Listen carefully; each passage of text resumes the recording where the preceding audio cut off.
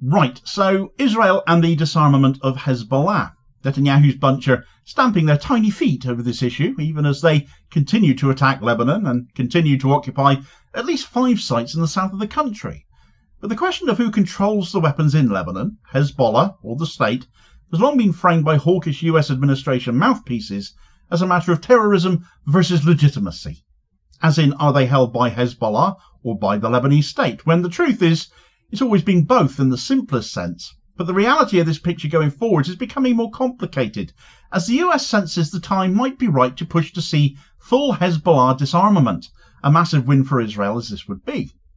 Lebanese President Joseph Aoun has declared that 2025 must be the year when all weapons in Lebanon fall under state control. Yet he acknowledges a fundamental truth at the same time, and that Hezbollah will not disarm as long as Israel occupies Lebanese land. The ball, as Lebanon has repeatedly stated, therefore, is in Israel's court if they want Hezbollah to disarm. The easy answer in theory would be to get out of Lebanon completely, yet Israel have no intention of doing so. 5 Israeli outposts remain in southern Lebanon, a violation of UN Security Council Resolution 1701, which ended the 2006 war, but it's Israel, so when does international law ever apply or ever get enforced? Israel continues to launch attacks on Lebanese soil, killing Lebanese civilians under the pretext of targeting Hezbollah. Meanwhile, the United States, rather than pressuring Israel to withdraw, has instead demanded Hezbollah's unilateral disarmament and are now resorting to using economic blackmail and political interference to force Lebanon's hand.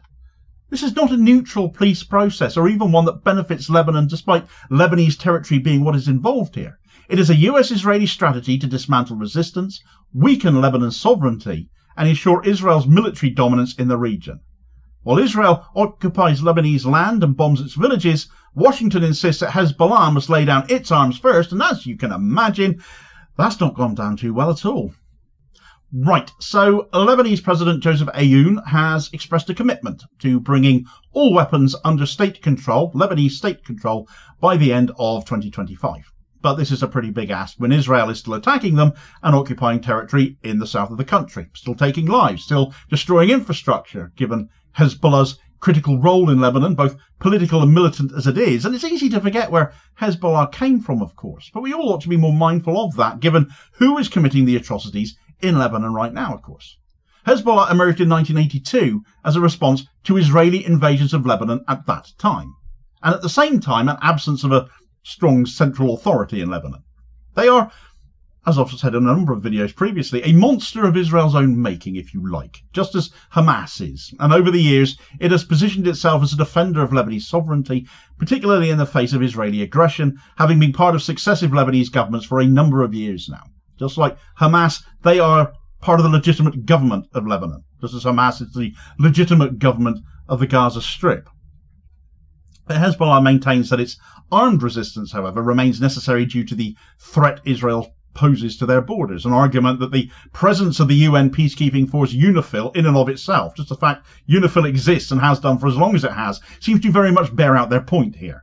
Not to mention UN Resolution 1701, which forbids Israel to cross Lebanon's borders, and yet there they are, occupying 5 locations with no intention of leaving. The group's leadership has emphasised that disarmament is contingent upon a full Israeli withdrawal and cessation of hostilities as part of an ongoing Lebanese defence strategy. So they aren't completely dismissing out of hand Joseph Aoun's goal, it would seem, merely making it clear that Israel must go first, hence the ball very much being in Israel's court, as many in Lebanon have put it.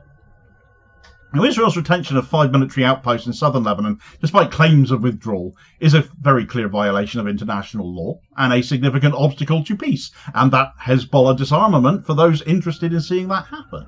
Adding to that is the fact Israel have no intention of leaving, ever. Israel's maniac of a defense minister, Israel Katz's recent statement on the matter indicated that Israeli troops will remain in Gaza, Lebanon and Syria indefinitely, and that has just further exacerbated tensions and undermined efforts towards getting a lasting peace agreement. It's all take and no give with them, despite them being the invaders occupying another nation's sovereign territory. Of course, one reason for their boldness is the protection of the United States, of course, and that the US always puts Israel above any other nation in the Middle East. Its racist colonial project must survive above all else, as should be blatantly obvious to all by now. The United States has always and will always align its policies to support Israeli interests in the region, even if that is of no real interest to the American people. And where Lebanon is concerned, none have made that more vocally obvious than Trump's envoy to the area, Morgan Ortagus. Ortagus has been particularly vocal in advocating for Hezbollah's disarmament, having likened the group to a cancer that must be eradicated, flying in the face of Aoun's remarks that Hezbollah disarmament is a delicate matter, and being too heavy-handed with them would likely spark civil war in the country. It seems for Israel's sake, Lebanon's US envoy would take that option, disregarding such concerns because they would benefit Israel.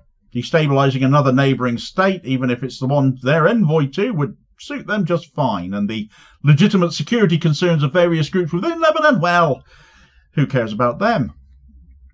President Aoun's plan includes the consolidation of all weapons under state control, aiming to strengthen Lebanon's sovereignty and stability. However, this objective requires Hezbollah to perceive that its role as a resistance force is no longer necessary. The group's willingness to disarm is contingent upon Israel's full withdrawal from Lebanese territories and a cessation of hostilities, as ought to be obvious to anyone capable of logical and rational thought. Hezbollah's leadership has indicated that while they have exercised restraint in response to Israeli violations, something Aoun himself has acknowledged as well, this patience is not indefinite. And the language of people like Israel Katz isn't going to help, and certainly nor will the ongoing atrocities Israel are continuing to commit. A statement from Aoun published by the Cradle on all of these points reads, Hezbollah has no intention of being dragged into a new war. I'm working to make 2025 the year when all weapons are exclusively under state control. We will not replicate the popular mobilization forces model to integrate Hezbollah into the army, nor allow it to exist as an independent unit within the military. Hezbollah members can join the army and undergo integration training, just as members of other parties did at the end of the Lebanese Civil War. Speaker Nabia Berri and I are in full agreement on all matters, especially on the need to centralize arms under the state. The Americans know that normalization or peace talks with Israel are not on the table right now. I did not discuss forming diplomatic committees to handle sensitive files with Israel during my talks with Morgan Ortagus. I told Ortagus that Israel's presence in the 5 disputed points gives Hezbollah a justification. I also told Ortagus that we want to disarm Hezbollah, but without sparking a civil war in Lebanon. Hezbollah has shown restraint and a high level of awareness during this period. It has acted responsibly by not responding to Israeli violations. A decision has been made to confine weapons to the state. The question now is how to implement it, which I believe should be through bilateral dialogue between the presidency and Hezbollah. So even Aoun is acknowledging that Hezbollah don't want war, and of course there are parliamentarians within Hezbollah who would relay such information and opinion. He doesn't fancy going down the road Iraq either with their popular mobilization front by integrating Hezbollah into the army, though he has said they could join up if they wish to and be integrated. Normalization relations with Israel are off the table, as it should be when they are an invading force at this point. Ortagus has clearly been telling porkies, it seems, about diplomatic committees and put the word on her regarding wishing to avoid civil war, which, as I said, wouldn't bother her at all, it seems, as well as pointing out Hezbollah won't disarm with Israel still occupying 5 areas of the south of the country. And he praised Hezbollah for their restraint here. Dialogue surrounding their disarmament, a conversation for Hezbollah and the Lebanese state, the presidency himself, to have together bilaterally, so butt out Ortagus, butt out America. Sadly, like many in the Trump administration, though, there is fat chance of that. On the matter of forcibly disarming Hezbollah, and in response to a speech given by Naim Qassem, where it was reported that he said, "We will not allow anyone to disarm the resistance. You must remove this idea from the lexicon. Disarming the resistance means serving the enemy, and this civil war will not happen." That, for context's sake, was not in response to Joseph Aoun, but US and Israeli plans to force the issue if it means giving ground to either the US or Israel in relation to Lebanese sovereignty. Ortagus quote-tweeted this by simply typing yawn. She also took a swipe at the former leader of the Lebanese Progressive Socialist Party, the Druze politician Walid Jumblat, who, after saying on Al Arabi TV that her demands were impossible to meet, by saying crack is whack, appearing to imply that Jumblat must be on drugs. Well, hold your horses there, missus, is all I can say. You took a job on behalf of Donald Trump. I think there's a saying about glass houses and throwing stones that might be a little bit relevant here. Lebanon's path to sovereignty and stability is inextricably linked to the resolution of its conflict with Israel, and only then will it be realistically possible to consider the disarmament of Hezbollah with Hezbollah, which is what Joseph Aoun has implied. This is what he wants, going by what he has said. However, this process is hindered by Israel's continued occupation of Lebanese territories and the influence of external powers that prioritise their strategic interests over Lebanon's sovereignty. And for the US, Israel will always come first. And even now, with all the attacks coming from Israel in Lebanon, a recent drone strike in Beirut again. That's not southern Lebanon. Another assassination attempt as that was. For as long as Israel remains in Lebanon, there can be no peace.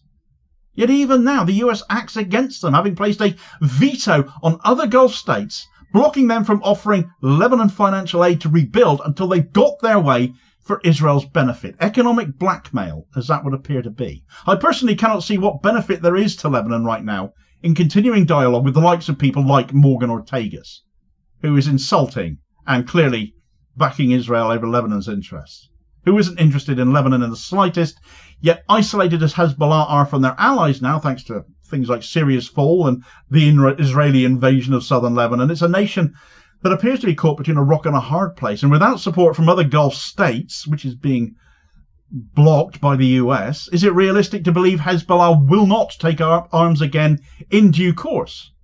Surely this is driving that to happen, not driving it to not happen, not driving towards disarmament. But do let me know your thoughts in the comments below if you see different. Meanwhile, and I've pondered previously, given their advancements in a relatively short space of time, as to whether they could actually reach Lebanon with rocket fire, given they've hit Haifa previously, which is not all that far from the Israeli-Lebanese border. The Houthis are once again giving the US a big fat headache. Having repelled US attacks by sea and by air, the US is now plotting a ground invasion. But have the Houthis nobbled that idea already as well before a single boot hits the ground? Check out this video recommendation here as your suggested next watch to find out all about that one. Please do also hit like, share and subscribe if you have not already done so as to ensure you don't miss out on all new daily content, as well as supporting the channel at the very same time, which is much appreciated, holding power to account for ordinary working class people. And I'll hopefully catch you on the next vid. Cheers, folks.